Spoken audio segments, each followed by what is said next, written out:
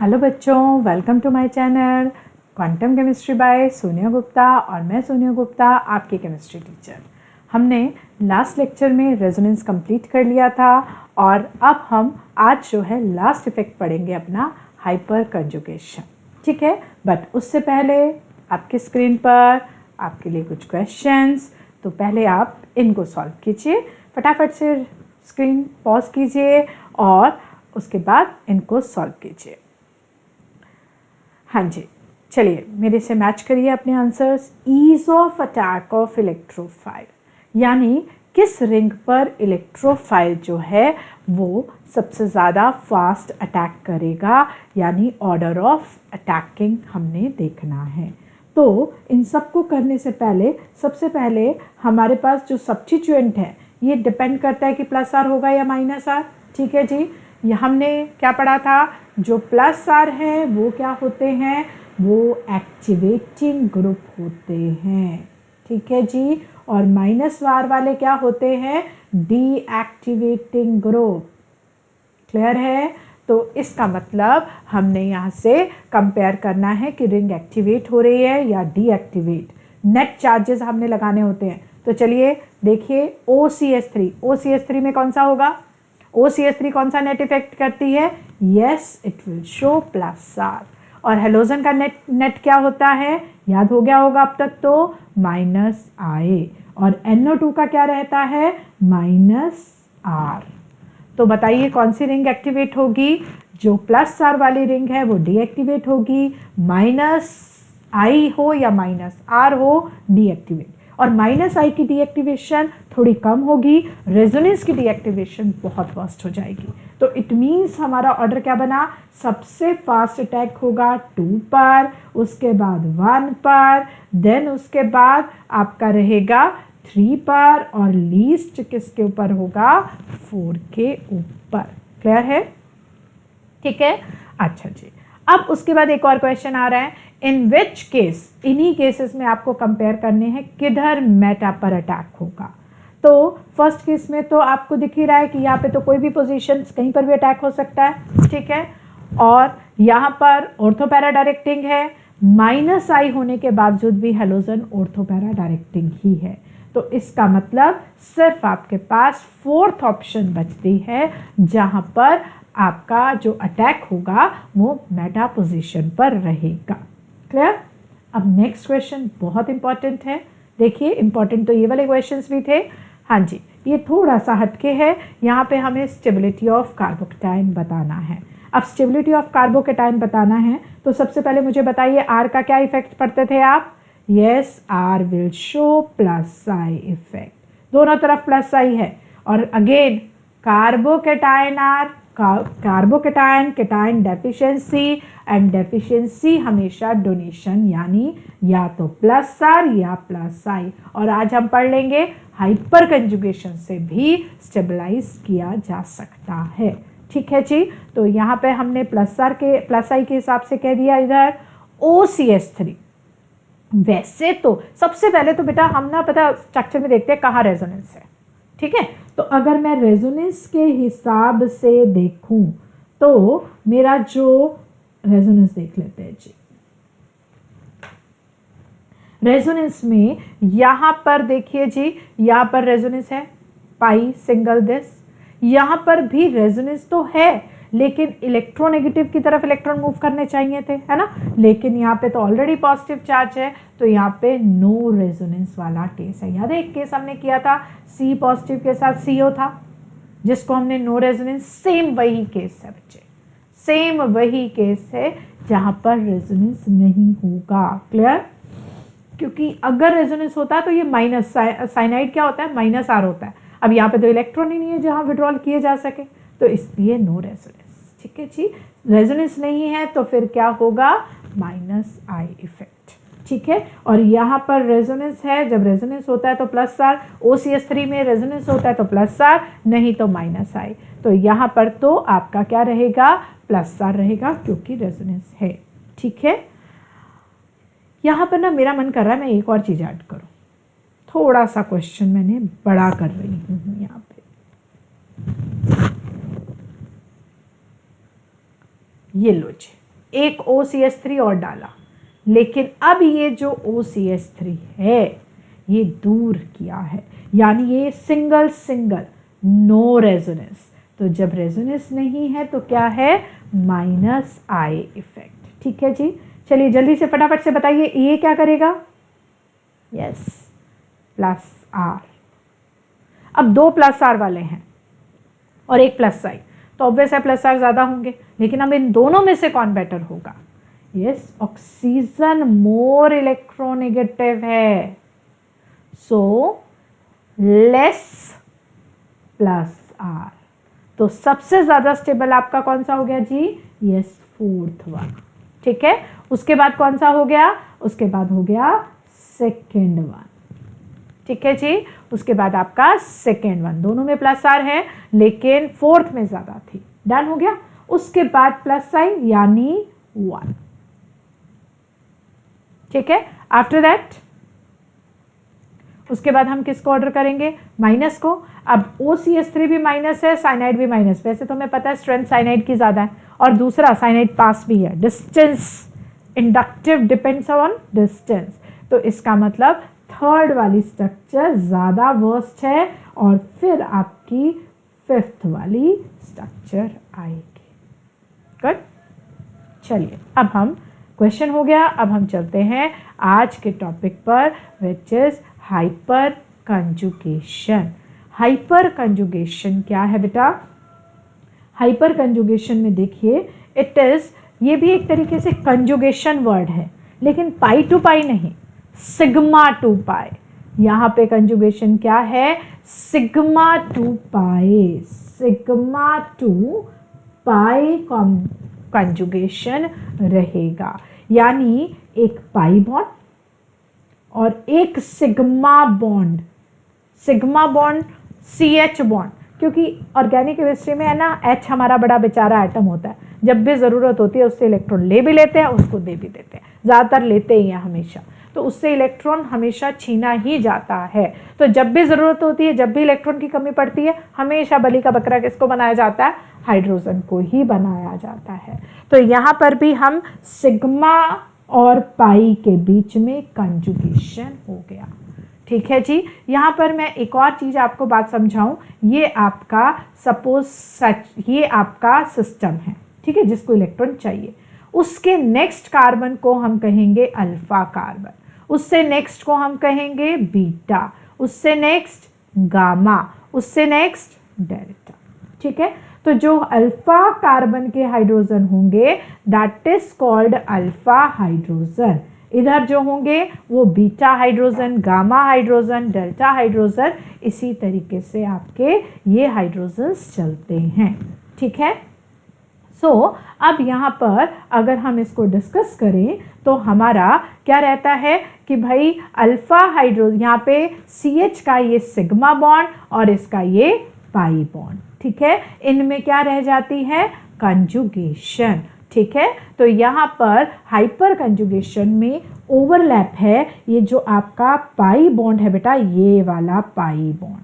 ठीक है, pi bond में क्या रहेगा, आधा एक इलेक्ट्रॉन इसमें एक इसमें, और इन्होंने आपस में किया हुआ है ओवरलैप। ठीक है जी, और इसी का एक है सिग्मा बॉन्ड। सिग्मा बॉन्ड कैसे रहता है, प्रॉपर आपका इसकी ऑर्बिटल और इसकी ऑर्बिटल, ये प्रॉपर ओवरलैप है, तो ये आपस में ओवरलैपिंग, वैसे सिग्मा किसी के साथ ओवरलैप नहीं करता, सिग्मा आसानी से ओवरलैप नहीं करता, इसीलिए ये इफेक्ट भी वीक इफेक्ट के अंडर आता है। ठीक है जी, तो एक सिग्मा ऑर्बिटल और पाई ऑर्बिटल के बीच में जब ओवरलैपिंग हो जाएगी तब उसके अंदर होगा, क्या रहेगा, हाइपर कंजुगेशन। ठीक है जी, अब ये जो सिग्मा बॉन्ड ओवरलैप करता है पाई से, वो सिर्फ और सिर्फ अनसैचुरेटेड सिस्टम के साथ ही काम करता है। अगर वो अनसैचुरेटेड सिस्टम के साथ करता है तो हमारे पास अनसैचुरेटेड सिस्टम कौन कौन से हैं जिस पर हम स्टडी करते हैं, भाई एक तो होता है फ्री रेडिकल। फ्री रेडिकल के अभी हम आज डिस्कस करेंगे, 7 इलेक्ट्रॉन आउटर मोस्ट में होते हैं, इसलिए ये भी हमारा क्या है, हमारा क्या है, ये अनसैचुरेटेड। इसी तरीके से एल्कीन, एल्काइन, बेंजीन, ये सारे के सारे आते हैं अनसैचुरेटेड सिस्टम में। इसके अलावा है कार्बोकैटायन। ठीक है, यहाँ पर एक हाईलाइट करके रखिए, C negative कार्बोएनायन is a saturated system. तो हमारा हाइपर कंजुगेशन इस पर कभी काम नहीं करेगा। So no hyperconjugation. तो कभी भी कार्बोएनायन की स्टेबिलिटी आ जाए तो आपने हाइपर कंजुगेशन सोचना ही नहीं है। हाइपर कंजुगेशन बहुत लिमिटेड केसेस में सोचा जाता है, और वो लिमिटेड केसेस कौन से हैं?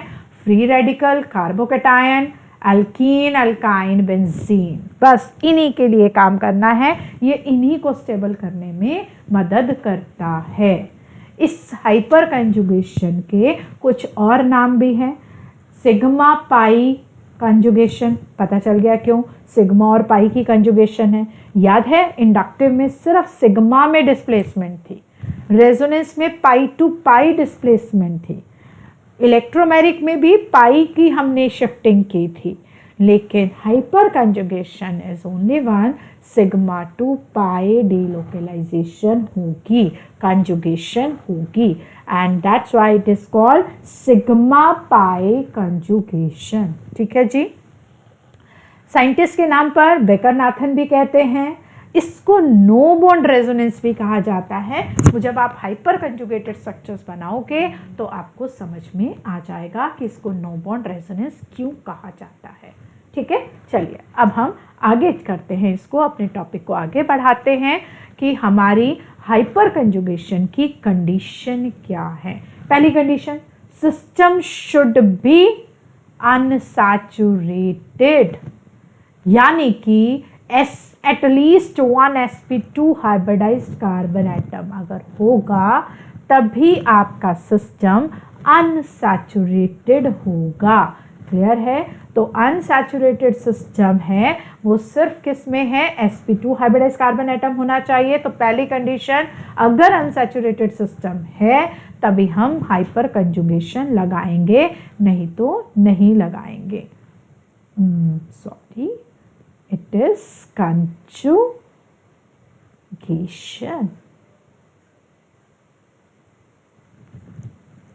ठीक है जी। चलिए आगे है हमारा, at least 1 alpha hydrogen should be present. Alpha hydrogen कौन से होंगे? जो सिस्टम के डायरेक्ट कार्बन पर अटैच रहेंगे। तो अल्फा हाइड्रोजन होने जरूरी हैं, क्योंकि हमने पीछे भी पढ़ा कि ये सिग्मा टू पाई डिलोकलाइजेशन है। अगर सिग्मा हम अल्फा की बजाय बीटा हाइड्रोजन चले जाएंगे ना, वो बहुत दूर हो जाएगा, वहां से नहीं होगा। डायरेक्ट सिर्फ किस में होना चाहिए? आपका अल्फा हाइड्रोजन ही होने चाहिए, और वो भी कंडीशन है। अल्फा हाइड्रोजन भी जिस कार्बन पर प्रेजेंट है वो sp3 हाइब्रिडाइज्ड होना चाहिए। sp2 वाला, क्योंकि जो sp2 वाला H होगा sp2 बॉन्ड के साथ होगा, वो बॉन्ड शॉर्ट होता है। sp3 वाला बॉन्ड थोड़ा वीक होता है, बड़ा होता है, तो वो काम करता है। अगर sp वाला आ जाए तब तो बिल्कुल ही नहीं, वो और छोटा और स्ट्रॉन्ग बॉन्ड हो जाता है। तो हमने उसको शिफ्ट कराना है, तो मैं शॉर्ट बॉन्ड को शिफ्ट नहीं करा पाऊंगी, क्योंकि शॉर्ट बॉन्ड को स्ट्रॉन्ग बॉन्ड होगा तो वो आगे चल के शिफ्ट नहीं हो पाएगा। ठीक है, तो यहाँ पर ध्यान रखना है, हाइपर कंजुगेशन के लिए शॉर्ट बॉन्ड नहीं होना चाहिए। इंडक्टिव में मैंने CT, CD और CH में बताया था शॉर्ट बॉन्ड बेटर है, वो इंडक्टिव में है।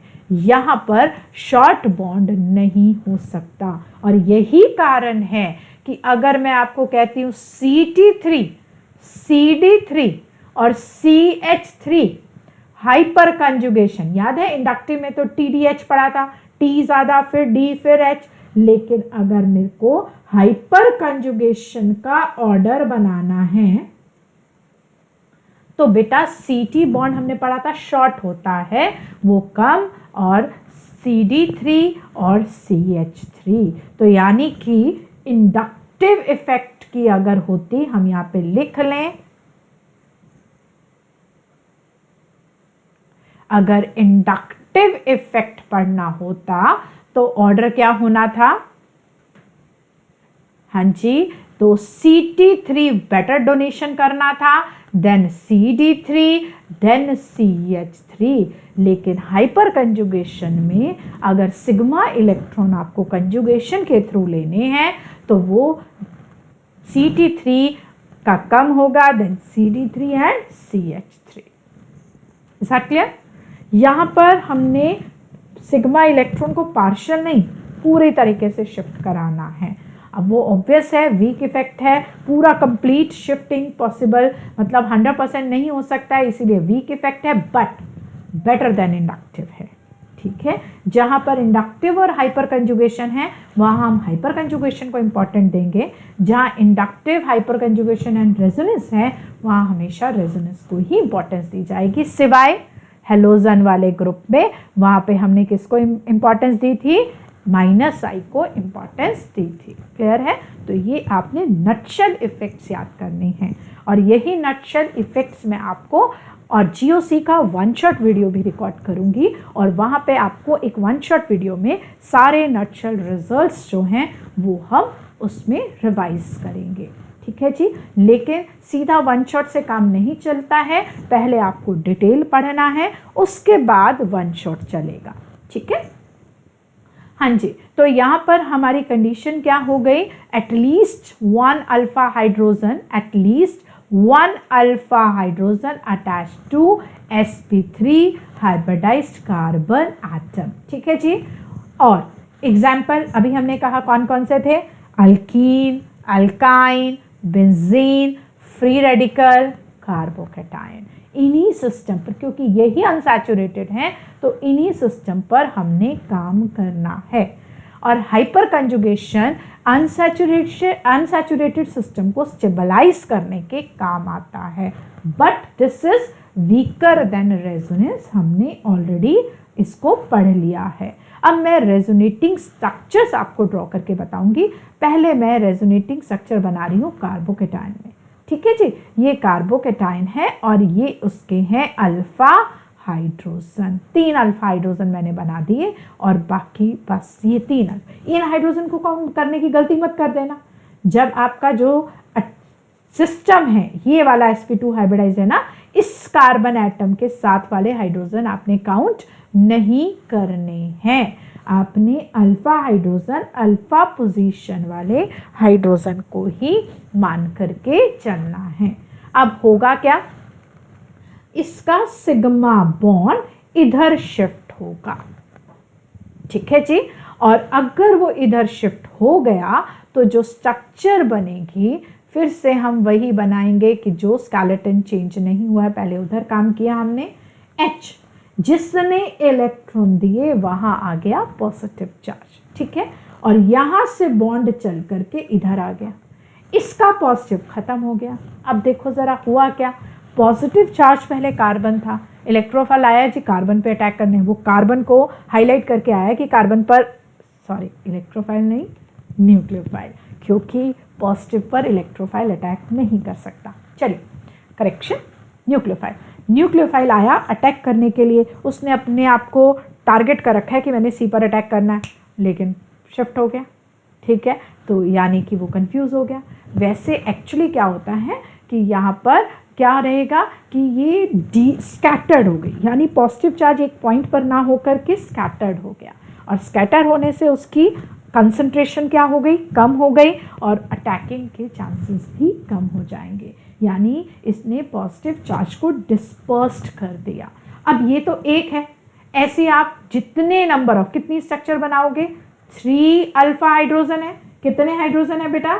3 अल्फा हाइड्रोजन, सो 3 hyper conjugated structures, hyper conjugated structure. और जितनी हाइपर कंजुगेटेड स्ट्रक्चर्स बनेंगी उतनी ही स्टेबिलिटी। तो यहां पर मोर नंबर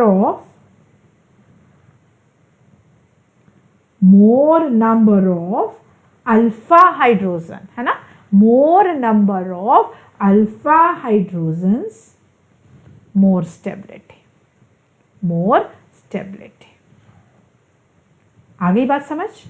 और एक और बात, मैंने इसको कहा था कि नो बॉन्ड रेजोनेंस क्यों कहते हैं, देखो जरा, यहाँ से नो बॉन्ड हो गया ना, बॉन्ड ही नहीं है, ऐसी हवा में लटक रहा है, तो दैट्स वाई ये ऐसा रेजोनेंस है जिसमें बीच में से बॉन्ड ही चला जाता है। ठीक है, this is the example of no bond resonance. Done, आगे चलते हैं। तो इस तरीके से resonating structure, hyperconjugated structures हम ड्रॉ कर सकते हैं। एक और एग्जाम्पल ले लेती हूँ मैं, फिर हम आगे चलते हैं। हम एक और एग्जाम्पल लेते हैं, CH3 CH2 फ्री रेडिकल। अब यहाँ पे कितने अल्फा हाइड्रोजन है बेटा, ये नहीं काउंट करने, 5 मत बोल देना, ठीक है। तो यहाँ पर CH2 CH,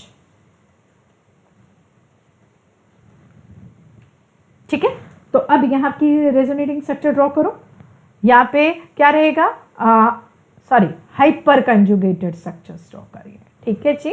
तो अब यहाँ पे पाई बॉन्ड बनाने के लिए एक इलेक्ट्रॉन तो इसके पास था, इसने दे दिया, तो अब मुझे 2 इलेक्ट्रॉन की ज़रूरत नहीं है, मुझे सिर्फ 1 इलेक्ट्रॉन की ज़रूरत है। तो हाफ एरो से हम इसको शो करेंगे। तो अगर हम हाफ एरो से शो करेंगे, CH H डॉट, एक इसी के पास रह गया जी, डबल बॉन्ड, देखो बॉन्ड ऑर्डर अफेक्ट कर दिया इसने भी, यानी hyper conjugation bond order affect कर सकता है, और अगर वो बॉन्ड ऑर्डर अफेक्ट कर सकता है तो ऑब्वियस है बॉन्ड लेंथ भी अफेक्ट कर सकता है। क्लियर है? तो यानी कि जो फ्री रेडिकल की पोजीशंस थी वो इधर इधर इधर कहीं पर भी जा सकती है, स्कैटर्ड हो गई इट मीन्स, यानी जो फ्री रेडिकल की इलेक्ट्रॉन डेंसिटी है वो एक कार्बन पर ना रहकर थोड़ी थोड़ी हाइड्रोजन पर भी चली गई, तो पोजीशन स्कैटर हो गई और स्टेबिलिटी क्या हो गई, इंक्रीज हो गई। क्लियर है? चलिए अब इसके बारे में हम आगे चलते हैं कि ये इफेक्ट, मतलब अभी तक हमने सिर्फ ये कि ये जो हाइपर कंजुगेशन है सिग्मा पाई डीलोकलाइजेशन है, ठीक है, ये सिर्फ अनसैचुरेटेड सिस्टम में काम करता है, यानी कार्बन आयन से इसका कोई लेना देना नहीं है, और ये गिने चुने सिस्टम ही काम करेंगे, जैसे alkyne, alkyne, benzene, free radical and carbocation, ठीक है जी। उसके अलावा ये बॉन्ड ऑर्डर और बॉन्ड लेंथ को अफेक्ट कर देता है। जितने ज़्यादा अल्फा हाइड्रोजन होंगे वो भी sp3 हाइब्रिडाइज कार्बन एटम वाले, उतनी ही ज़्यादा यहाँ पर इसकी स्टेबिलिटी रहेगी, ठीक है। तो चलिए हम अब आगे चलते हैं। नेक्स्ट हमारा है एप्लीकेशन, यहाँ पर हमने समझ लिया, उसके बाद नेक्स्ट हम पढ़ते हैं एप्लीकेशन ऑफ हाइपर कंजुगेशन। सबसे पहला अल्कीन, अल्कीन की स्टेबिलिटी को ये एक्सप्लेन करेगा, फिर से वही है, number of alpha hydrogens is directly proportional to stability, चाहे वो फ्री रेडिकल हो, चाहे अल्कीन हो, या फिर वो कार्बोकेटाइन हो। तो यहाँ पर मैं आपको जिस तरीके से दे रही हूँ, आपने अल्फा हाइड्रोजन काउंट करने सीखने हैं। ये आपके पास अल्कीन आ गई, ठीक है जी। दूसरी आपके पास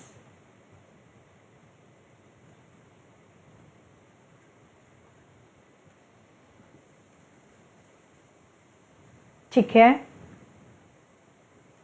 तीसरी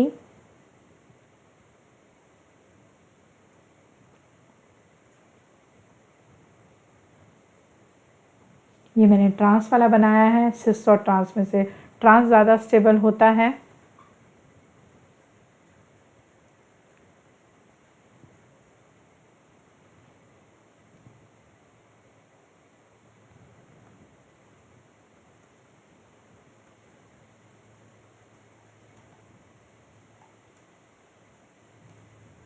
नेक्स्ट है इथीन,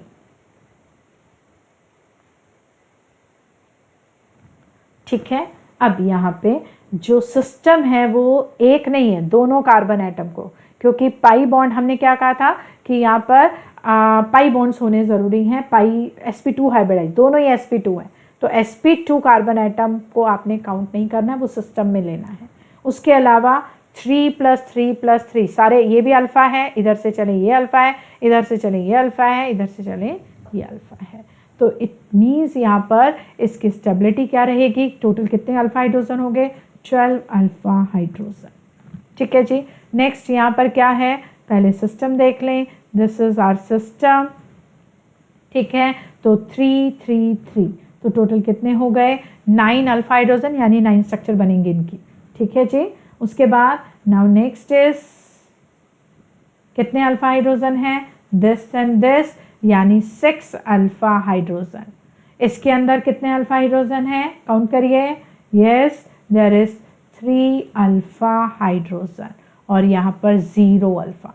तो सबसे ज़्यादा अल्फा किसके अंदर है, यस, स्ट्रक्चर नंबर 1, फिर दिस और दिस एंड क्लियर है। तो इस हिसाब से आप स्टेबिलिटी ऑर्डर बना सकते हो। Same stability of free radical, stability of free radical, ये फ्री रेडिकल लिया मैंने, एक मैंने बनाया टर्शरी, ठीक है, दूसरा मैंने बनाया सेकेंडरी, तीसरा मैंने बनाया प्राइमरी एंड देन मीथाइल। आप बताइए जी कौन सा ज़्यादा स्टेबल है। यस, यहाँ पर अल्फा हाइड्रोजन काउंट करें। Now this is the system, तो अल्फा हाइड्रोजन 3 + 3 + 3 यानी कितने हैं 9 alpha hydrogen. This is the system, alpha hydrogen कितने हैं 6 alpha hydrogen. This is the system, कितने अल्फा हाइड्रोजन हैं 3 अल्फा हाइड्रोजन और यहाँ पर क्या है 0 अल्फा हाइड्रोजन। इस हिसाब से स्टेबिलिटी ऑर्डर आपका ये यहाँ से डिस्कस हो जाएगा। क्लियर है। चलिए आगे चलते हैं हम। फ्री रेडिकल की स्टेबिलिटी हो गई। Stability of carbocation, stability of carbocation में सेम जैसे अभी हमने किया था, पॉजिटिव, यहाँ पर CH3 CH3 और ये आ गया CH3। ठीक है जी। नेक्स्ट में टर्शरी का, ये हम इंडक्टिव इफेक्ट से भी लगा चुके हैं, लेकिन मैंने कहा था जब इंडक्टिव, तब तो हमने हाइपर कंजुगेशन नहीं पढ़ा था तो हमने उससे कर लिया, लेकिन हाइपर कंजुगेशन जहाँ काम कर रहा हो तो इंडक्टिव और हाइपर कंजुगेशन में से बच्चे आपको इंडक्टिव इफेक्ट को ही हाइपर कंजुगेशन को ही डोमिनेट करवाना है। ठीक है जी, ये रहा और ये हो गया मेथड। सेम वैसे ही रहेगा जैसे हमने किया था 9 6 3, डन हो गया। क्लियर है। चलिए उसके बाद ये इंपॉर्टेंट क्वेश्चन, मैंने आपको लास्ट लेक्चर में ये लिखा था टॉलवीन, इसकी डायरेक्टिव इन्फ्लुएंस हमने जाना था कि +R होता है या -R। तब मैंने कहा था यहाँ रेजोनेंस नहीं है तो हम यहाँ पे +R -R वगैरह नहीं सोचेंगे, लेकिन क्योंकि अब यहाँ पर ये रहा जी आपका पूरा benzene is a system, 2p system, sp2 hybridise is a system, तो बेंजीन रिंग sp2 हाइब्रिडाइज हो गई, ये हमारा क्या हो गया सिस्टम। इसके अलावा कितने अल्फा हाइड्रोजन है 3 अल्फा हाइड्रोजन। कितने अल्फा हाइड्रोजन है 3 अल्फा हाइड्रोजन। ठीक है बेटा। अब अगर 3 अल्फा हाइड्रोजन है तो क्या करेंगे, 3 अल्फा हाइड्रोजन इलेक्ट्रॉन डोनेट करेंगे, increases electron density at benzene ring। ठीक है जी, समझ में आया, at benzene ring। तो अगर बेंजीन रिंग पर स्टेबिलिटी इलेक्ट्रॉन डेंसिटी बढ़ती है तो हम उसको क्या नाम देते हैं, that is activating group, that is activating, यानी कि alkyl group, alkyl group, in short alkyl group are activating group. किसके अंडर आएंगे ये, एक्टिवेटिंग कैटेगरी में आएंगे। और हमने पढ़ा था all activating is ortho para directing, यहाँ पर कोई एक्सेप्शन नहीं है, yes they are ortho para directing. लेकिन भाई हम कैसे माने कि ऑर्थो पैरा डायरेक्टिंग, हमें तो करके दिखाओगे तभी हम मानेंगे। बिल्कुल ठीक है, हम करके भी दिखा देते हैं फिर। चलिए ये लो जी, ये रहा बेंजीन रिंग और ये हमारा बना CH3, इसमें मैंने ये अल्फा हाइड्रोजन लगा दिए। ठीक है। अब अल्फ़ा हाइड्रोजन लगा दिए तो अब जल्दी से मुझे स्ट्रक्चर बनानी पड़ेगी, तभी पता चलेगा कि कैसे इलेक्ट्रॉन कौन सी पोजीशन पे जाएंगे। ये लो जी, इलेक्ट्रॉन यहाँ पर सिस्टम में मूव किए, सिग्मा 2 पाई, मूवमेंट क्या होगी, सिग्मा 2 पाई। तो नई स्ट्रक्चर क्या बनेगी, देखो ज़रा, सी, ये बॉन्ड तो कुछ नहीं हुआ, ऊपर वाला बॉन्ड भी कुछ नहीं हुआ, जहां से इलेक्ट्रॉन गए पॉजिटिव चार्ज। डबल सिंगल में, सिंगल डबल में वही सेम, यानी डबल बॉन्ड, ये बॉन्ड ऑर्डर अफेक्ट कर रहा है। देखो जी, नेगेटिव चार्ज कौन सी पोजीशन पर आया, ऑर्थो।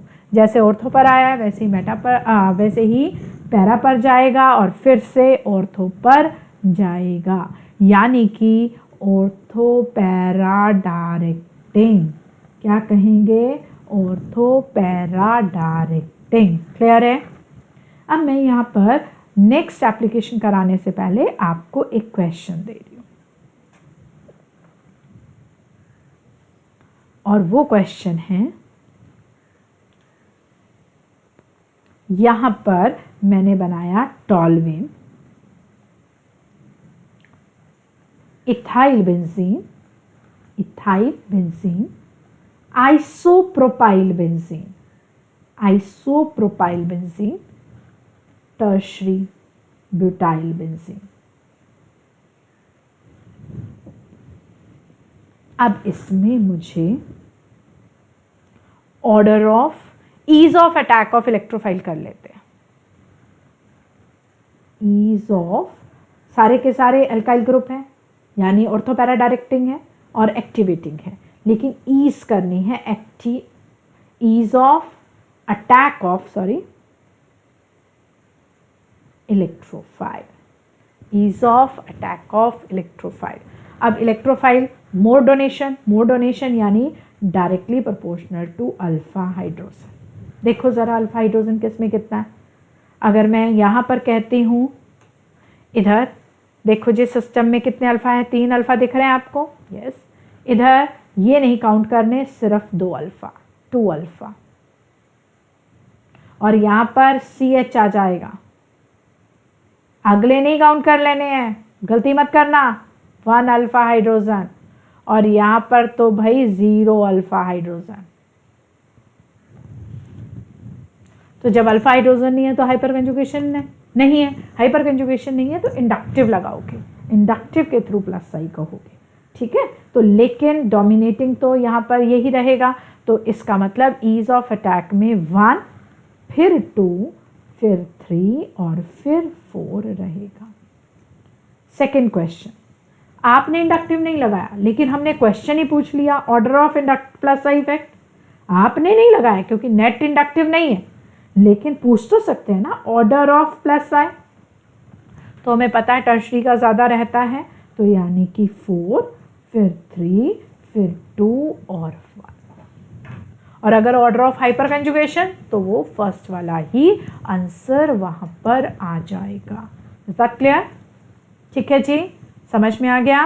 अब हम ऊपर वाली स्लाइड के ऊपर काम करते हैं, जिसमें हमने ये करना था कि भाई they can affect the bond order and bond length. Example हम लेते हैं प्रोपीन का। प्रोपीन के अंदर CH double bond CH2 CH3। देखो यहाँ पर ये X है, ये Y है, जहाँ सिंगल है X not equal to 1, X is more than 1 due to hyperconjugation, और Y is not equal to 2, not equal लगा दिया मैंने ऊपर भी, and Y is double bond क्या हो जाएगा, less than 2, again due to hyperconjugation. Structure अभी हमने ड्रॉ करके ही देखी थी, ऐसे ही ड्रॉ कर लेंगे। कितनी आएंगे, 3 अल्फा हाइड्रोजन, ठीक है जी। तो 3 अल्फा हाइड्रोजन धीरे धीरे डबल बॉन्ड, कुछ ये भी तीनों अल्फा हाइड्रोजन यहाँ पर डबल बॉन्ड अकोमोडेट करेंगे और यहाँ से हटा लेंगे, दैट्स व्हाई। क्लियर है? ठीक है जी, समझ में आ गया। अब रिवर्स हाइपर कंजुगेशन, यहाँ पर एक स्टार पॉइंट रहता है, एक एक्सेप्शनल केस रहता है। अगर बेंजीन के ऊपर आपने CCl लिया, H होता था तो H के इलेक्ट्रॉन टुवर्ड्स बेंजीन रिंग जाते थे, लेकिन हेलोजन में चाहे क्लोरीन हो फ्लोरीन हो सब में यही चीज लेनी है, electron will move away from benzene ring towards halogen atom.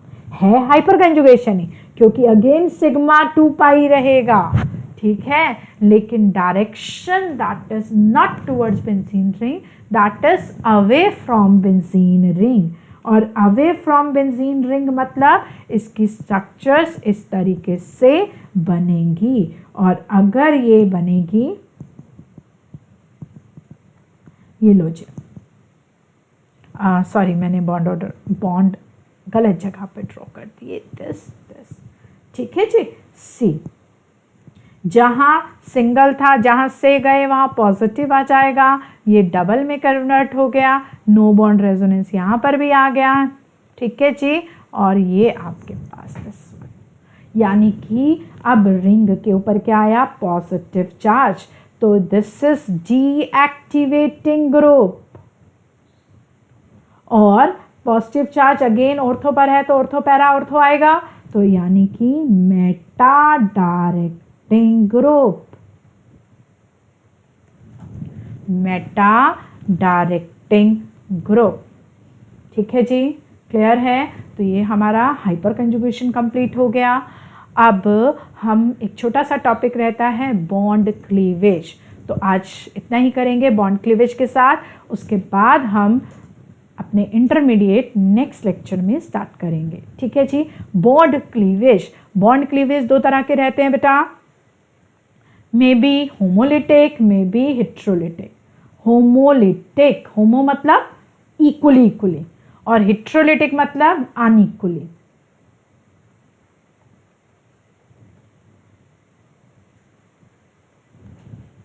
हाँ जी, तो होमोलिटिक का मतलब हुआ कि आपने होमोलिटिकली क्लीव करना है, तो अगर C और C के बीच में बॉन्ड है, ठीक है, जैसे ये है, तो ये यहाँ पर आप कैसे क्लीव करोगे, ये यहाँ पर इस तरीके से, होमोलिटिक का मतलब ये हो गया 50-50, यानी कि इसने यहाँ पर